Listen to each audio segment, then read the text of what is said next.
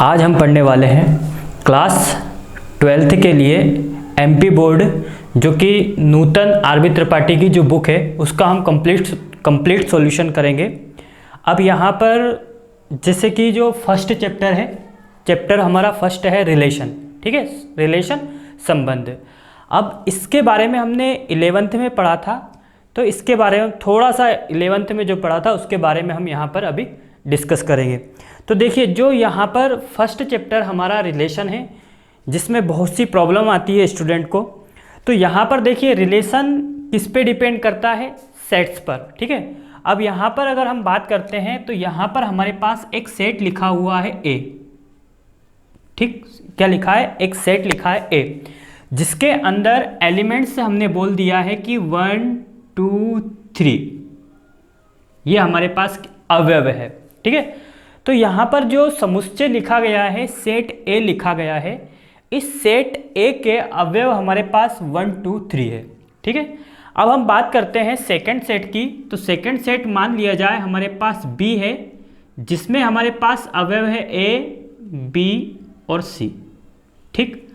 अब सिर्फ हम यहाँ पर ये समझेंगे कि कोई भी दो सेट अगर हमारे पास होते हैं, ठीक, अब जो रिलेशन होता है, जो संबंध होता है, उसका सीधा संबंध डिपेंड करता है सेट्स पर। सेट मतलब कहने का मतलब ये है कि कोई भी सेट अगर है तो वो किसके बारे में बात करेगा, संबंध के बारे में, ठीक है। कोई भी प्रश्न जब हमको सेट से रिलेशन से संबंधित कोई भी प्रश्न हमको दिए जाएंगे तो उसके अंदर हमको सेट्स दिए जाएंगे और उन्हीं के अकॉर्डिंग यहाँ पर रिलेशन बनाए जाएंगे। तो यहाँ पर सबसे पहले हम इस सेट कोई भी अगर हमारे पास दो सेट्स दिए गए हैं और इनका हम कार्टेशियन प्रोडक्ट निकालते हैं, कार्तीय गुणन निकालते हैं, या फिर आप बोल सकते हो कि कोई भी दो सेट है या फिर आपके पास ओनली एक सेट ए है, जैसे कि 1 2 3, ठीक। अब यहाँ पर इन दोनों सेट्स में हमने 11th में सीखा था कि सेट ए है और सेट बी है, तो इनका क्रॉस निकालते हैं, ए क्रॉस बी, ठीक। मतलब इन दोनों का हम कार्टेशियन प्रोडक्ट निकाल रहे हैं।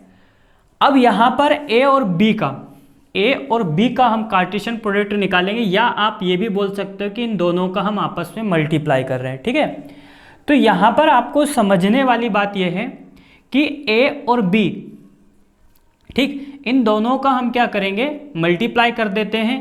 तो क्या आएगा, देखिए, जब भी आप रिलेशन का कोई भी सवाल सॉल्व कर रहे हो, कोई भी, ठीक, तो यहाँ पर आप एक काम करना कि जब इनका क्रॉस निकालते हो तो यहाँ पर लिखिए सबसे फर्स्ट में, ये जो एक ग्राफ बना लीजिए,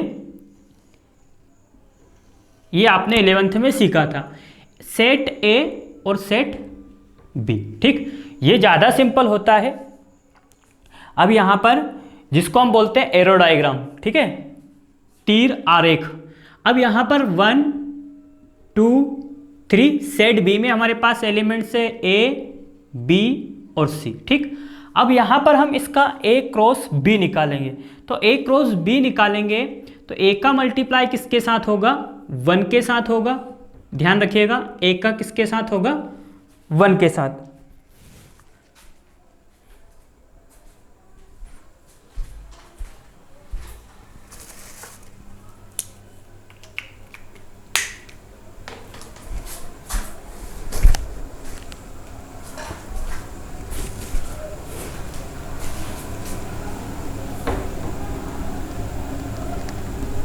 देखिए यहाँ पर ए का किसके साथ मल्टीप्लाई होगा, 1 के साथ हो जाए, सॉरी 1 का मल्टीप्लाई किसके साथ हो जाएगा, ए के साथ, ठीक है। 2 का मल्टीप्लाई बी के साथ होगा, 3 का सी के साथ। फिर इस ए का 1 का किसके साथ हो जाएगा, बी के साथ, 1 का किसके साथ हो जाएगा, सी के साथ। 2 का ए के साथ, बी के साथ, सी के साथ। 3 का ए के साथ, बी के साथ, सी के साथ, ठीक है। तो यहाँ पर हमने सीखा है 1 का किसके साथ होगा, ए के साथ भी होगा, बी के साथ भी होगा, सी के साथ भी होगा। तो देखिए, अगर हम यहाँ पर चेक करते हैं, सेट ए में कितने एलिमेंट्स है, 3, और सेट बी में भी 3 एलिमेंट्स है, ठीक है। अब हम इनका ए क्रॉस बी निकालते हैं। तो ए क्रॉस बी निकालेंगे तो हमारे पास आएगा 1 ए, ठीक है, 1 ए आ गया हमारे पास। ठीक, अब यहाँ पर 1a आने के बाद 1 का किसके साथ करते हैं, b के साथ, तो यह जाएगा 1 का b के साथ करेंगे, 1 का b के साथ होगा 1b, 1 का c के साथ होगा 1c। फिर इसके बाद इस 2 का किसके साथ होगा, a के साथ 2a, 2b, 2c आ जाएगा। ठीक है, 1 का a के साथ होगा, 1 का b के साथ, 1 का c के साथ, 2 का a के साथ, 2 का b के साथ, 2 का c के साथ, 3 का a के साथ, 3 का b के साथ, 3 का c के साथ।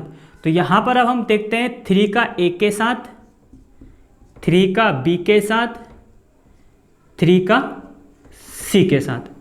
अब यहाँ पर जब हमने a क्रॉस b निकाला है, ठीक है, क्या निकाला है, a क्रॉस b निकाला। अब अगर यहाँ पर हम चेक करते हैं तो कुल अवयव कितने हैं, किसके अंदर, a क्रॉस b के अंदर। ठीक है, अब यहाँ पर एलिमेंट्स अगर हम चेक करते हैं, अवयवों को अगर हम चेक करते हैं तो हमारे पास अवयव कितने हैं, टोटल 9 है। 1, देखिए इतना आप ध्यान रखना, 1 और a ये सिर्फ एक अवयव है। ठीक है, क्या है ये, a क्रॉस b का एक अवयव है, 2 अवयव नहीं है। ठीक है, तो ये एक एलिमेंट्स हो जाएगा, ये सेकेंड, दूसरा, ये तीसरा, ये चौथा, ये पांचवा, ये छठा, ये सातवां, ये आठवां और ये 9वां। ठीक है, तो रिलेशन क्या होता है, रिलेशन में सबसे पहले आपको क्या करना है, कोई भी सेट्स अगर आपको दिया जाएगा, कोई भी समुच्चय प्रश्न में ऑलरेडी लिखा होगा। ठीक है, अब उस प्रश्न में जब आपको रिलेशन दिया होगा तो सबसे पहले आपको उसका उस सवाल में a क्रॉस b निकालना है। ठीक, अगर आपको 2 सेट दिए गए हो तब। ठीक, या फिर जब आप क्रॉस निकालते हो तो इस एरो डायग्राम को जरूर साइड में आप बना सकते हो। ठीक है, जिस तरीके से हम एग्जाम में लास्ट के पेज में रब बनाते हैं उस तरीके से आप यहाँ पर अपनी कॉपी में साइड में इस एरो डायग्राम को बना सकते हो। ठीक है, अब यहाँ पर तो हमने a क्रॉस b निकालना सीखा है 2 सेट्स का। ठीक है, अब यहाँ पर अगर हम बात करते हैं सेट a है। ठीक है, हमारे पास क्या है, सेट a। अगर इस सेट a का हम a क्रॉस a निकालते हैं, a क्रॉस a निकालते हैं तो देखिए यहाँ पर हमारे पास सेट a में यहाँ पर लिख देता हूँ, सेट a 1 एलिमेंट से हमारे पास 1 2 3। अब यहाँ पर 1 2 3 हमको सेट्स दिए गए हैं। अब हम क्या करते हैं, इसका a क्रॉस a निकालते हैं। तो a क्रॉस a निकालने के लिए सबसे पहले आप एक एरो डायग्राम बना लीजिए। जब आप इस, ठीक, यहाँ पर सेट a लिखिए और यहाँ पर भी लिख दीजिए सेट a। ठीक, अब यहाँ पर आपने लिखा है सेट a और यहाँ पर भी लिखा है सेट a। कहने का मतलब कि अब हम a क्रॉस a निकालना सीखेंगे। तो यहाँ पर a में एलिमेंट्स है 1 2 3 1 2 3। ठीक, ये बात बिल्कुल कंप्लीट तरीके से याद रखना। रिलेशन पूरा कंप्लीट डिपेंड करता है a क्रॉस b पर या a क्रॉस a पर। ठीक, कहने का मतलब है कि जो रिलेशन बनाया जाता है, जो भी रिलेशन बनता है वो a क्रॉस b से बनता है या a क्रॉस a से बनता है। मतलब जब आपको कोई सेट्स दिए जाएंगे, उन सेट्स से के जो क्रॉस होते हैं उससे कोई पार्ट को लिया जाता है। ठीक है, जब हम रिलेशन पढ़ेंगे, रिलेशन के बारे में, तब मैं आपको बताऊंगा कि रिलेशन का सीधा संबंध किससे होता है और किस टाइप से होता है। तो पहले आप देखिए, इसका हम a क्रॉस a निकालते हैं। तो यहाँ पर सेट a लिखा और यहाँ पर भी क्या लिख दिया, सेट a। सेट a में हमने एलिमेंट्स लिख दिए 1 2 3, सेट a में लिख दिए 1 2 3। अब हमें इन दोनों का a क्रॉस a निकालना है, a क्रॉस a निकालना है। तो a क्रॉस a निकालेंगे तो यहाँ पर a क्रॉस a आएगा 1 1 1 2 1 3, फिर आएगा 2 1 2 2 2 3 3 1 3 2 3 3। ठीक है, अब हम यहाँ पर a क्रॉस a निकालते हैं। तो a क्रॉस a में एलिमेंट्स क्या आ जाएंगे हमारे पास, 1 1 1 2 1 3। अब फिर निकालेंगे 2 1 2 2 2 3 3 1 3 2 3 3।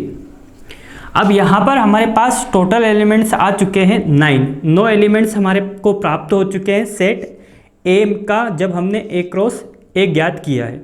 ये बात कंप्लीट तरीके से याद रखना, ये दोनों एक एलिमेंट्स है, ये दो नहीं है, ठीक है। इसको दो में काउंट नहीं किया जाता है, ये एक एलिमेंट्स है, ठीक। जब आपने क्रॉस निकाला है तो ये निकाला आपने ए क्रॉस ए।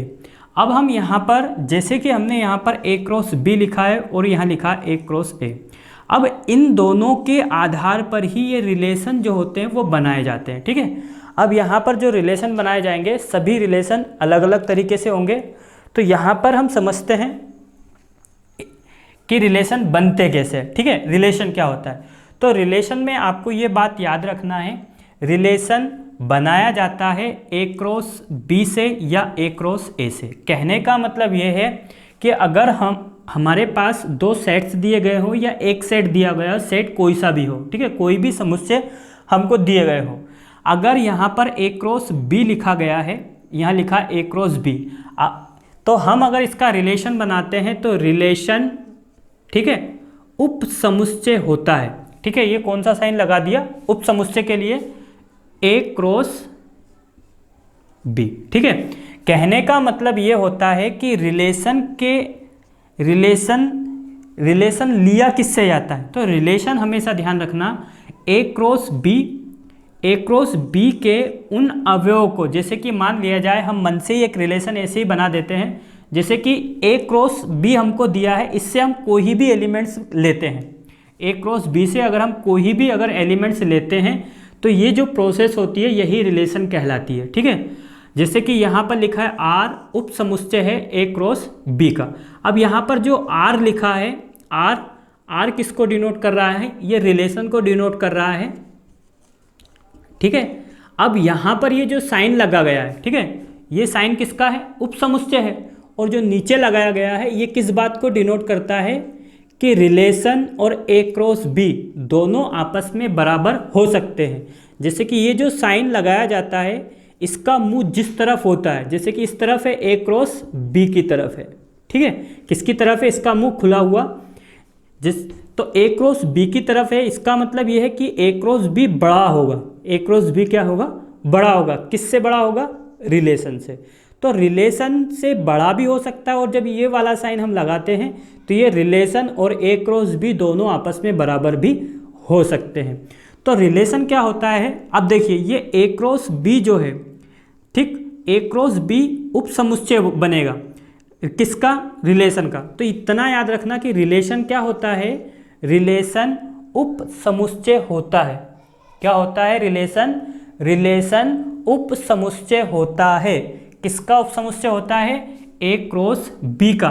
या फिर अगर आपको एक सेट दिया जाता है, सेट ए, तो इसका रिलेशन जब आप लिखते हो तो आर ए क्रॉस ए, ठीक है।